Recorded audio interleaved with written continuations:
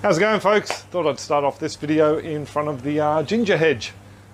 Put on a nice display again this year. A couple of bits and pieces that were overwintered and a lot that was started off from last year's rhizome. Also, we have the little planter boxes here. I'll be doing a wicking video for these guys very soon because they're very popular here in Australia.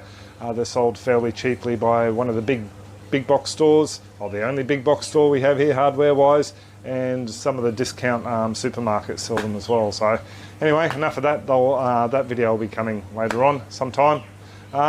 This video today is about pruning some bits and pieces down the back, and I'll be just using bits of video we took over a couple of days. We started off, ended up going away for a couple of days last week, and then we finished it off yesterday. So there you go. I do hope you enjoy the video. Bianca's been busy while I'm filming bits and pieces for the sweet potato harvest. She's taken out all the Queensland arrowroot. There's some down there, but any that has fallen over, she's taken out that lot there, and this lot over here. I'll take the tall ones that are growing through the lime tree as well. Yeah, and what else are we taking out? Bianca's running this show. Pigeon pea is going. Oh. The other pigeon pea is also going. No! And there's a third one down the back, but I won't tell B and we can keep it. Then that's going as well. Oh, geez, you're cruel. Yep. And I might dig up some of the root at the front because it's sort of... The arrowroot? That one on the corner has completely breached the it's area, sort of... so I might dig it up. This one here is just coming out. Yeah. Sorry, we're sharing a mic. Sorry if you can't hear B. And I might dig up the root and see what it's like. Cool. And I really need to move the top hat for the hoop house as well.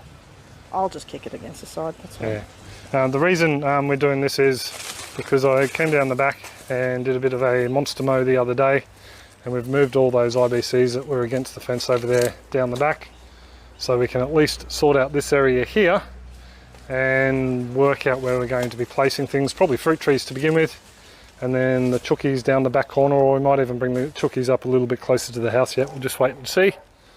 Actually, that could be an idea, babe, bringing the chickens up closer to the house behind the trees here, so they get summer shade. That actually makes a lot better idea. But anyway, I digress. As you can probably tell, we're still laying the place out.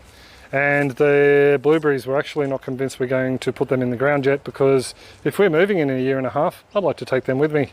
So we might look at repotting them or doing something with them. They definitely need a prune back. But that's what the backyard's looking like. And I'll come back at the end and give you a bit of a gander. So B's almost finished.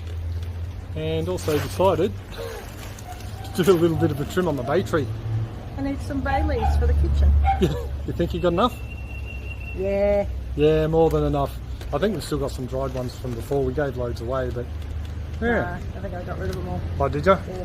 Yeah, but we need to give that a bit of a trim, and B suggested even maybe trimming back the lime, which I think she said before anyway. Yeah, just a little. Just a little. Anyway, back to sweet potatoing. So folks, the sweet potato spud video is done. Bianca's given me a hand there, and also really hooked into that Queensland arrowroot.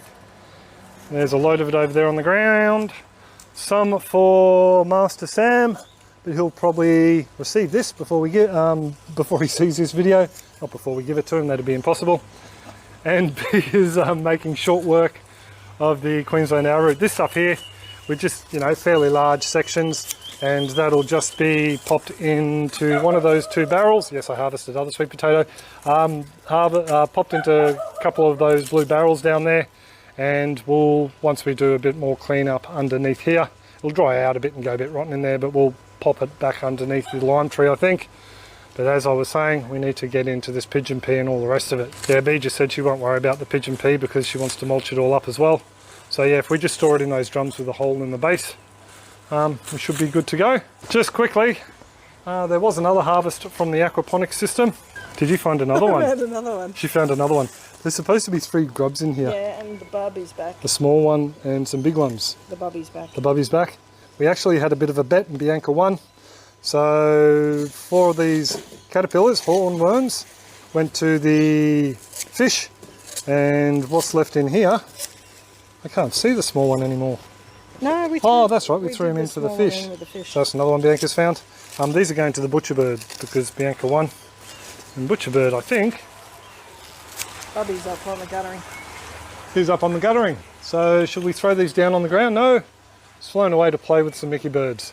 Anyway, we might feed these up to the butchies up on the deck a bit later when we're done. Yeah. Okay, call it quits now, Bianca. Yes, call it quits. Okay, Bye. bye Bianca. Bye, Bianca. Bye Bianca. Bye, Bianca. Bye everyone else. Have a good one.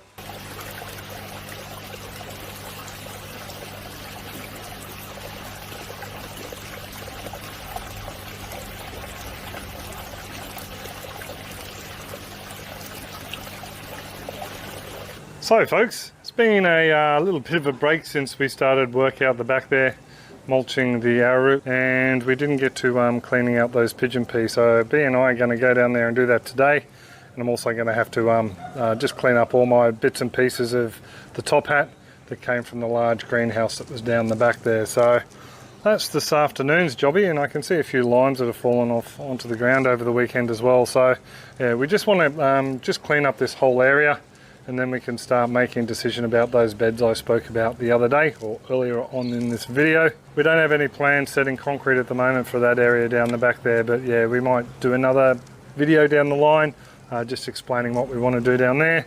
I suppose for now though I should stop yabbering on, go downstairs, move some stuff around to get out of Bianca's way, and I think she's bringing out the mulcher now.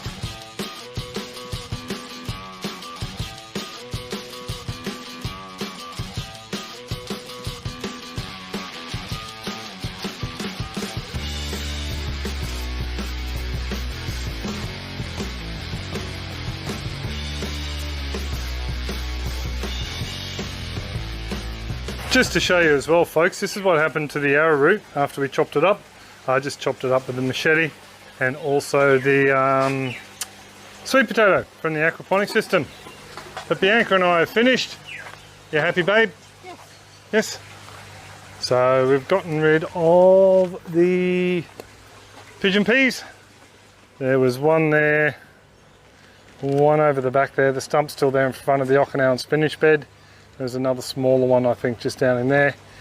And as you can see, we've unearthed a few plants, like a feral turmeric, and we have some very sad looking lemongrass here, a sweet potato that really does need to be harvested, and that turmeric over there definitely hasn't been watered very much.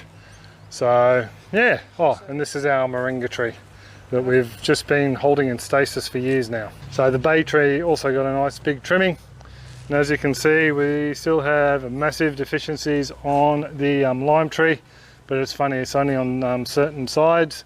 Around the back it doesn't look to be as bad, but anyway, we are going to mulch that, trim that back and mulch it as well, but at another time. What we're going to do with all that mulch is, once I pull out all this runner grass here, there's a whole heap of it, it sends down little roots in sections.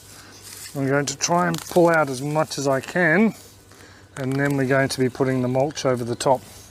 So that's the idea, pretty much all down through this area here and down towards the garden, just as thick as we can. And when we trim back the lime tree, we will be putting that underneath the lime tree. Sound like a plan? Yes. Yes, sounds like a plan. So I just thought I'd give you a bit of a look at what we're up to at this point anyway.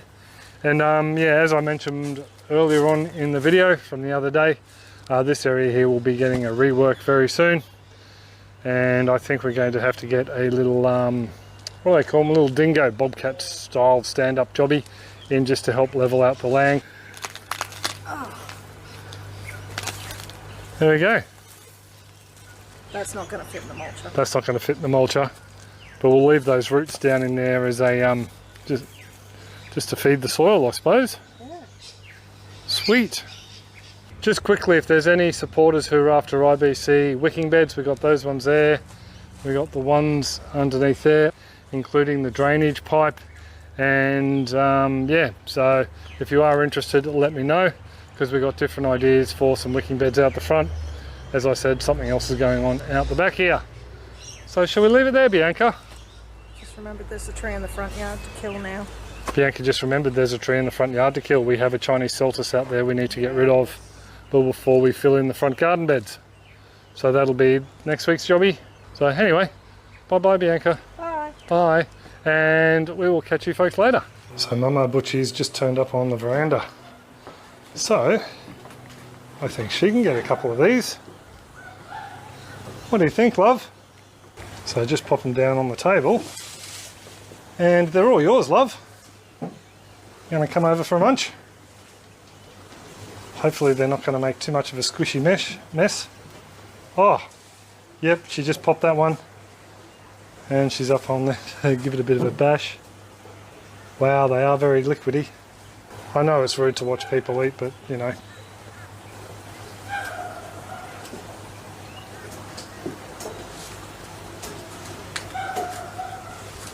Coming over for the rest?